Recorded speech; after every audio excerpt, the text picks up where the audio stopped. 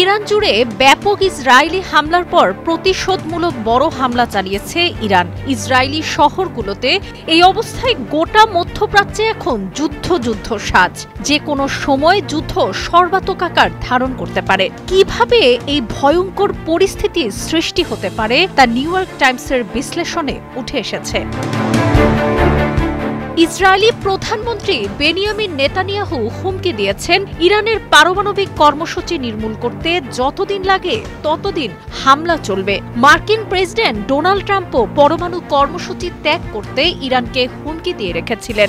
ইরানে ইসরায়েলি হামলার কয়েক ঘণ্টা পর ট্রাম্প সামাজিক যোগাযোগ মাধ্যমে এক পোস্টে লেখেন, ইরান যদি তার সাম্রাজ্য রক্ষা করতে চায় অবশ্যই একটি চুক্তিতে আসতে হবে।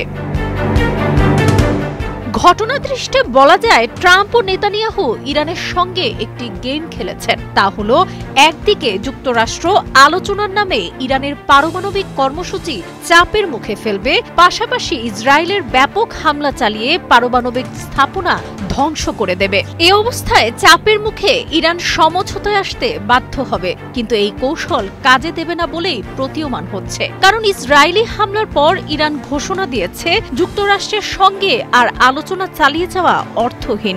এই ঈদে জামা জুতো অ্যাকসেসরিজের ডিসকাউন্ট।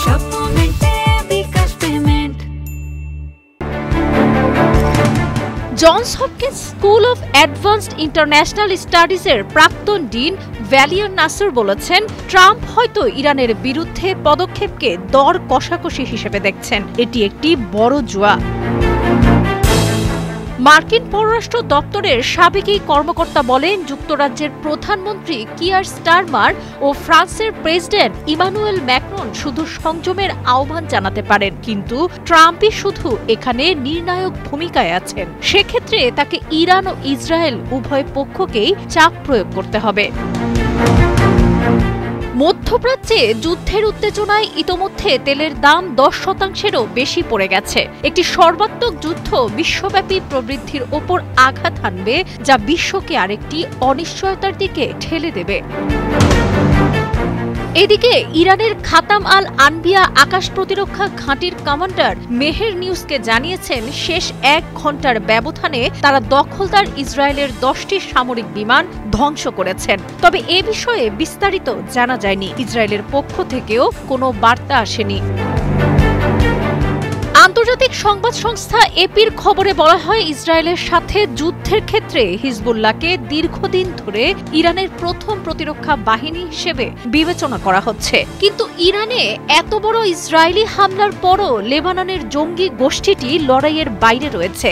এছাড়া ইরাকে ইরান সমর্থিত শক্তিশালী মিলিশিয়ারাও নীরব রয়েছে। তবে ইসরায়েলে আক্রমণ করতে ইরান আংশিকভাবে ইরাকের আকাশসীমা ব্যবহার করেছে বলে অভিযোগ রয়েছে।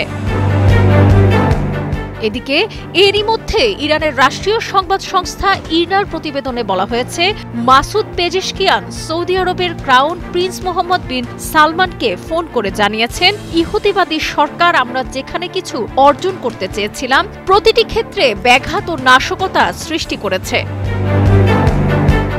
সাবরিনা কাজী, কালের কণ্ঠ।